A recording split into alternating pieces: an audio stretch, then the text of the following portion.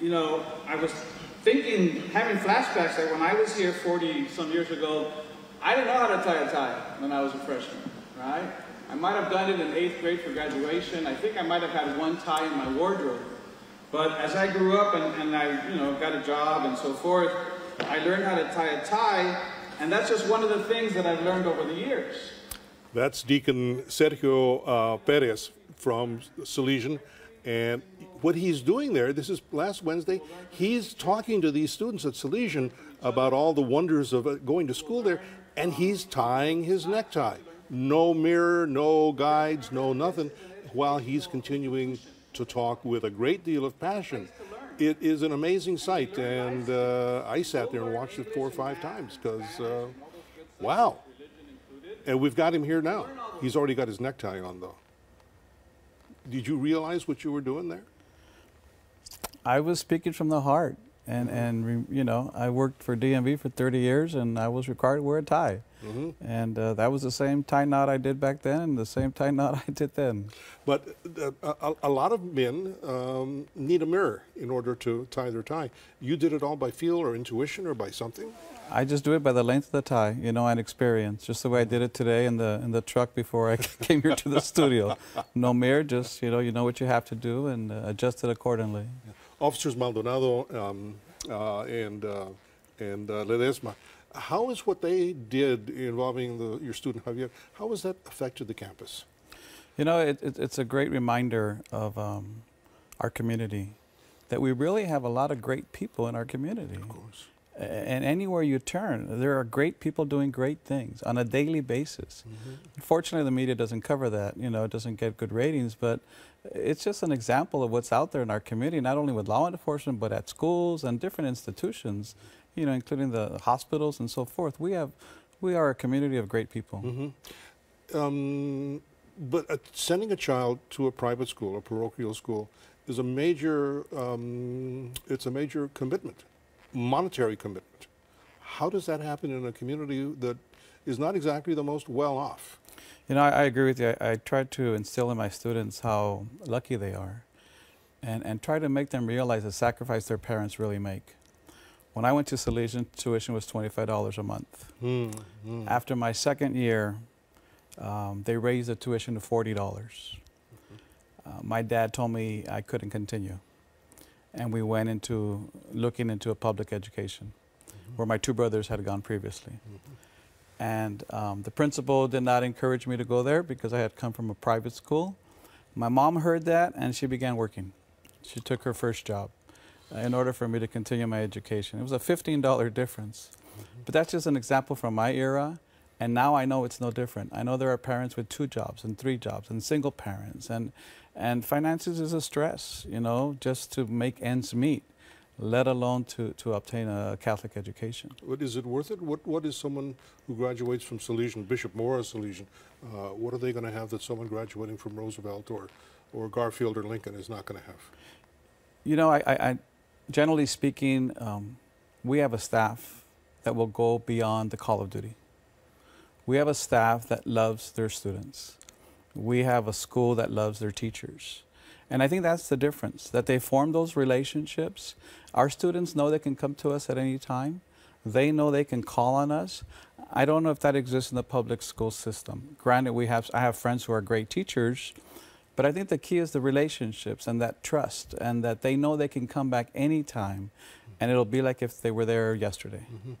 There are, and I'm not going to mention them here, but there are a number of gangs in the Boyle Heights area that go back, you can trace their history back more than 100 years, generation after generation after generation.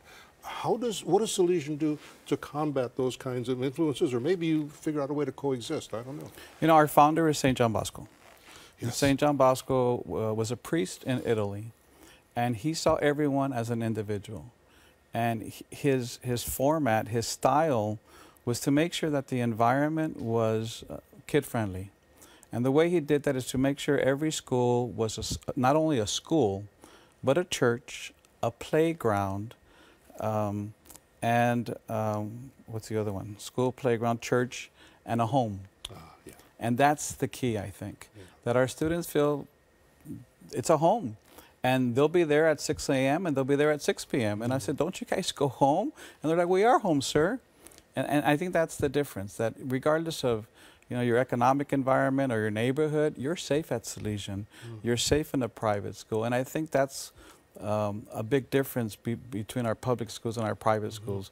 We have a safe environment where our kids really, really do feel safe. And the percentage of students that go on to a university is high? When I came to Salesian 3 years ago, that was a impressive statistic, that 100% of our students were accepted into a college. And when I heard that, and again, I had been away for a few years, I said, wow, something that's special is happening here. Now, it might vary a few percentage from year to year, but to think that 98, 99% of our students are accepted into a college is indicative of the work that Salesian is doing. We're talking about a 4-year institution. Or 2 years, it depends. Okay, but you're Either getting way, a secondary. it's an advanced education. Yeah. Now, with all of these advantages, does one have to be Catholic to be going to school there? No, not at all. In fact, we just did a survey last year, and I think 82% of our students were Catholic. It's not a requirement. It's not a requirement you be Christian. We have, last year we had a student from Turkey. Could you have an atheist or an agnostic? Yes, I have students who are atheists and agnostics. That's not what it's about. We provide a Catholic education. Yes, they're required to take religion and theology classes. And you go to Mass? We have Mass, student body Masses once a month. We offer Mass once a week if the students are interested in attending. But we're not there to shove religion, down their throat per se. We're there to provide a loving environment for our kids to be good citizens and good members of our society. If we have viewers watching who are graduates of USC or UCLA, you know that there's this real passion that people have for supporting their university. They're proud of being Bruins, proud of being Trojans. And of all the high schools, whether you're talking about Bishop Mora or any of the ones that I can think of, the Salesians, and Loyola is another one, the Salesians are the ones who seem to be the most unified and the strongest in their commitment to their alma mater. Well, we would agree with you. I don't know how the other schools would feel, right? But we have a model that says once a Mustang, always a Mustang. And I think that permeates through years and generations. Dads want their kids to go to Salesian because they know that it is a loving environment. They know that their kids are going to get a good education, and they know their kids are going to be prepared appropriately to go to college. Do you have a sense of Bishop Morris Salesian being an anchor for that community, a stable point?